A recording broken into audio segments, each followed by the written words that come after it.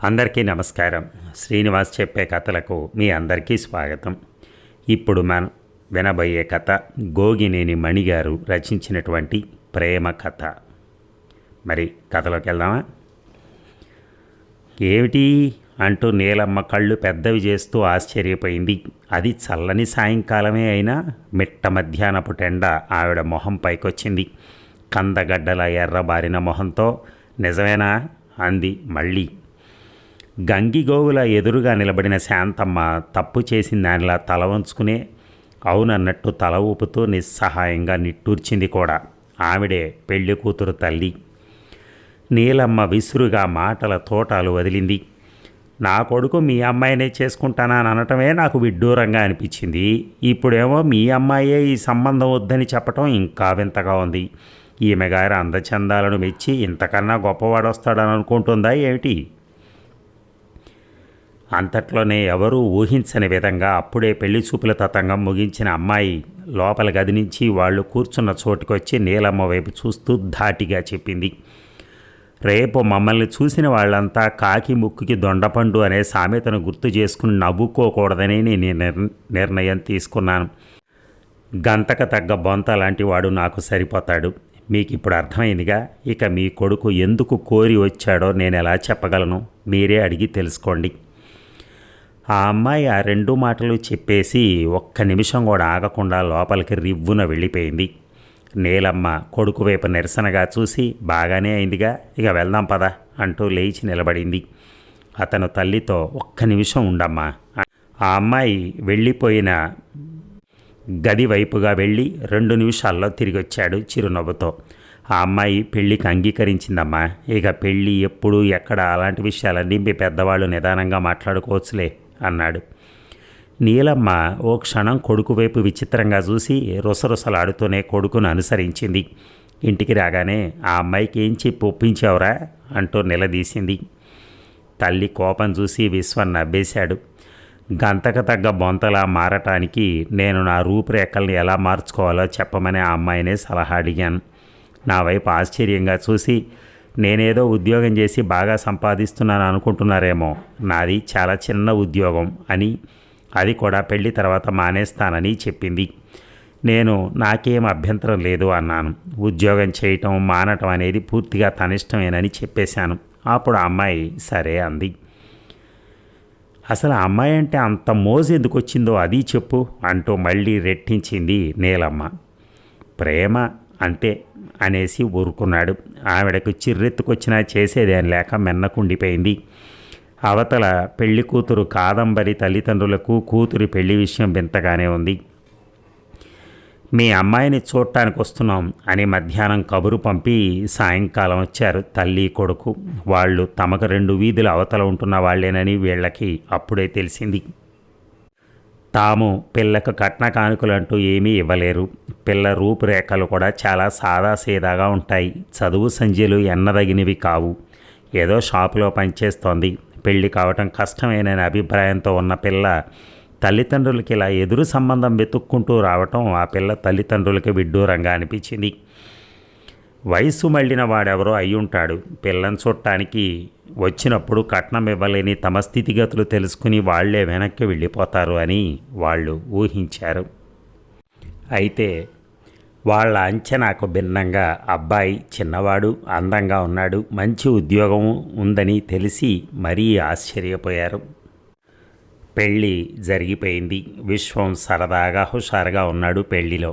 కానీ నీలమ్మ పెళ్లి కూతురు కాదంబరి మాత్రం ఆ పెళ్లికి కారణం తెలియకనేమో ముభావంగా ఉండిపోయారు. విశ్వం వాళ్ళ ఉదాసీనతను గుర్తించాడు కానీ తాను చేయగలిగిందేమీ లేదన్నట్టుగా మౌనంగానే ఉండిపోయాడు. కాదంబరి అత్తవారింటికి కాపురానికి వచ్చేసింది. పనులన్నీ సక్రమంగా నిర్వర్తించడం చూసి నీలమ్మ కొంత సంతృప్తి పడింది. తనకి ఆరోగ్యం సరిగా లేనందువల్లే ఇలాంటి పనిమంతురాలైన అమ్మాయి అయితే బాగుంటుందని కొడుకు అనుకున్నాడో ఏమో అని, పెళ్లికి కారణం అదే అయి ఉంటుందని ఊహించింది. అయితే అది నిజం కాదని ఆమెకు తొందరలోనే తెలిసొచ్చింది. ఒకరోజు పెరట్లోంచి నీళ్ల బిందెతో లోపలికి వస్తూ గడప తగిలి కాదంబరి బోర్లా పడిపోయింది. దాంతో బెడ్ రెస్ట్ తీసుకోవాల్సిన అవసరం ఏర్పడింది. ఏం చేయాలా, ఎవరిని సాయానికి పిలవాలా అని ఆలోచనలు చేస్తున్న నీలమ్మకు అంతా తను చూసుకోగలనని భరోసా ఇచ్చాడు విశ్వం. కానీ ఆవిడకు నమ్మకం కుదరక నీ వల్ల ఏమవుతుందిరా అంది. కానీ ఆ మరునాటి నుంచి కొడుకు చేస్తున్న పనులు చూసి ఆవిడ విస్తుపోయింది. తెల్లవారుజామునే లేచి ఇంటి పనులు, తల్లి సలహాలతో వంట పనులు పూర్తి చేయటమే కాక కాదంబరికి చేయవలసిన పనులు చక్కగా చేసేస్తున్నాడు. ఒళ్ళు తొడవటం దగ్గర నుంచి భోజనం చేయించడం వరకు కొడుకు చేయటం చూసి నీలమ్మ ఇలాంటి చాకరీ చేయాల్సి వచ్చింది ఏమిట్రా అంటూ నిట్టూరిస్తే విశ్వం, బాగుందమ్మా, రోజు మనల్ని కూర్చోబెట్టి అన్ని పనులు చక్కబెట్టే కాదంబరి కొన్నాళ్ళు మంచం మీద ఉండాల్సి వస్తే ఈ మాత్రం చేయటం కూడా గొప్పేనా అన్నాడు. ఆ సమాధానం నీలమ్మకే కాదు కాదంబరికి విచిత్రంగా అనిపించింది. ఇప్పుడు ఇంట్లో వాళ్ళు ముగ్గురే కాకుండా ఇంకో చిన్న పిల్లాడున్నాడు. ఆ పిల్లాడి పనులన్నీ మంచం మీద నుంచే కాదంబరి చెప్తూ ఉంటే విశ్వమే తల్లి సాయంతో చేసేస్తున్నాడు. ఆ మధ్య విశ్వం పిలుపుతో ఆ ఇంటి అల్లుడు కాంతారావు వీళ్ళింటికి వచ్చాడు. 5-6 ఏళ్ల క్రితం విశ్వం అక్కయ్య యాక్సిడెంట్లో చనిపోయింది. కాంతారావుకు మళ్ళీ పెళ్లి చేయాలని అతని పెద్దవాళ్ళు ప్రయత్నాలు చేస్తూ ఉంటే చాలా సంబంధాలు అతని 3 ఏళ్ల కొడుకును చూసి వెనక్కిపోయాయి. ఈ విషయం తెలిసిన విశ్వం అతను ఒకసారి పిల్లాన్ని తీసుకుని రమ్మని పిలవటం జరిగింది. అతను వచ్చిన రోజున నీలమ్మ ఎవరో దగ్గర బంధువుల్ని పిలిపించి ఆ పిల్లాడి పేరున వాళ్ళకున్న పొలంలో ఎంత పెడతారు, పోషణ వివరాలు లాంటివన్నీ మాట్లాడుతూ ఉంటే కాదంబరి వాళ్ళ దగ్గరికి వచ్చి ముడుచుకుపోయి కూర్చున్న ఆ చిన్న పిల్లాడిని తీసుకుని లోపలికి వెళ్ళబోయింది. నీలమ్మ కాదంబరితో ఏ విషయం తేలకుండానే ఇంట్లోకి తీసుకెళ్తున్నావు ఎందుకు అని నిలదీసింది. వీడికి ఈ వయసులో కావాల్సింది అమ్మ లాలన మాత్రమే, అది నేను ఇవ్వగలను. ఇక ఆస్తిపాస్తి వ్యవహారం మీ పెద్దవాళ్ళు చూసుకోండి, దాంతో నాకేం సంబంధం లేదు. పిల్లాడు పెద్దయ్యాక స్వతంత్రంగా బ్రతకగలిగేలా చదువు సంధ్యల బాధ్యత చూసుకుంటే సరిపోతుంది అని కాదంబరి చెప్పేసింది. కాంతారావు వెంటనే లేచి నిలబడి, నా పిల్లాడికి ఓ బంధం ఏర్పడింది, వాడి గురించి నాకిక దిగులేదు. ఇక పొలం ఎంత ఏమిటి అనే విషయమే పెద్దలు ఎలా అంటే అలాగే చేస్తాను, కాదనేది ఏం లేదు అంటూ వెళ్ళిపోయాడు. అలా వాడి పెంపకం కాదంబరి చేతుల్లోకి వచ్చేసింది. ఆ రోజు గదిలో కూర్చున్న తల్లి దగ్గరికి వచ్చి విశ్వం హుషారుగా చెప్పాడు, అమ్మ రోజులాగే బుజ్జిని అత్త దగ్గర కూర్చో, నిద్రొస్తే పక్కనే పడుకో అని చెప్తుంటే వాడేమన్నాడో తెలుసా, అత్త కాదు అమ్మ అన్నాడు. నీలమ్మ కొడుకు వైపు అవునా అంటూ ఆశ్చర్యంగా చూసింది. ఆ తర్వాత మెల్లగా అంది, రక్త సంబంధం ఉన్న నాకంటే ఏ బంధం లేకపోయినా కాదంబరి వాడిని అమ్మలాగే ఆదరంగా చూస్తోంది. నాకు అదే ఆశ్చర్యంగా ఆనందంగా ఉంది. విశ్వం చిరునవ్వుతో, నేను అందుకే బావని పిల్లాడిని తీసుకురమ్మని పిలిచాను, ఇలాగే జరుగుతుందని నేను ఊహించాలే అన్నాడు. నువ్వు ముందే అలా ఎందుకు అనుకున్నావురా అంటూనే కొడుకు వైపు నిశ్చితంగా చూసి, ప్రేమ అని చెప్పి ఊరుకుంటావు కానీ ఏదో కథ ఉందనిపిస్తోంది, అదేంటో చెప్పు అంది మళ్ళీ. కొడుకు చెయ్యి పట్టుకుని లాగి తన పక్కన కూర్చోబెట్టుకుని చెప్పు అంది. సరే చెప్తాలే అంటూ విశ్వం మొదలెట్టాడు. ఒకరోజు నా స్నేహితుడిని కలవటానికి వెళ్ళి తిరిగి వస్తూ ఒక పార్కులో కాసేపు విశ్రాంతిగా కూర్చుందామని ఒక సిమెంట్ బెంచి చూసుకొని కూర్చున్నాను. సరిగ్గా ఆ బెంచికి అటువైపు 3 అమ్మాయిలు కూర్చున్నారు. ఇటువైపు నేను ఒక్కడనే ఖాళీగా కూర్చోటం వలన కాబోలు వాళ్ళ మాటలన్నీ నా చెవిన పడ్డాయి. వాళ్ళ మాటలను బట్టి నాకు అర్థమైంది ఏమిటంటే వాళ్ళు 3 ఒకే చోట ఉద్యోగం చేస్తున్నారు. ఆ రోజు వారానికి ఓసారిగా వాళ్ళ ఓనర్ ఇచ్చే జీతం డబ్బుని, ఆ రోజుకి సెలవుని తీసుకుని మరో చోట ఇంకో మంచి ఉద్యోగానికి ఇంటర్వ్యూకి వెళ్ళాలని అనుకున్నారు. వాళ్ళు వస్తున్న దారిలో ఒక వారన తుప్పల్లో పడి ఒక ఆవిడని చూశారు. మొహం నిండా రక్తచారికలతో కొన ఊపిరితో మూలుగుతున్న ఆవిడని చూసి వాళ్ళకేం చేయాలో పాలుపోలేదు.